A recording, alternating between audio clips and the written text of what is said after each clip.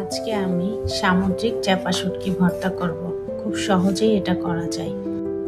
প্রথমে কড়াইতে সামান্য তেল দিয়ে ধুয়ে পরিষ্কার করে রাখা মাছগুলি দিয়ে এপিট এপিট উল্টে ভেজে নেব।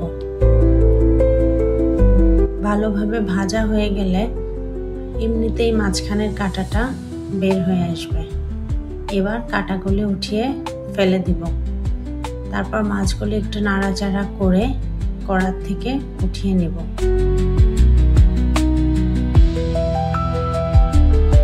এবার এই কড়াইতে আবার সামান্য তেল দিয়ে কিছু রসুনের কোয়া, কিছু বড় করে কাটা পেঁয়াজ এবং মরিচ দেব। মরিচ যে যার পছন্দ মতো দিবে।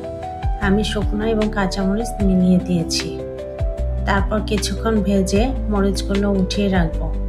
এবার পেঁয়াজ মরিচটা আর একটু নাড়াচাড়া করে তার মধ্যে ধনেপাতা কুচি দিয়ে দেব।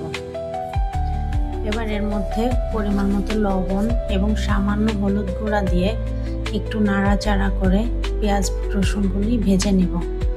তারপর পেঁয়াজ রসুনগুলো উঠিয়ে নিয়ে এবং শুটকি মাছের সাথে এটা ব্লেন্ডও করা যায় বা শিলপাটায়ও পিষে নেওয়া যায়।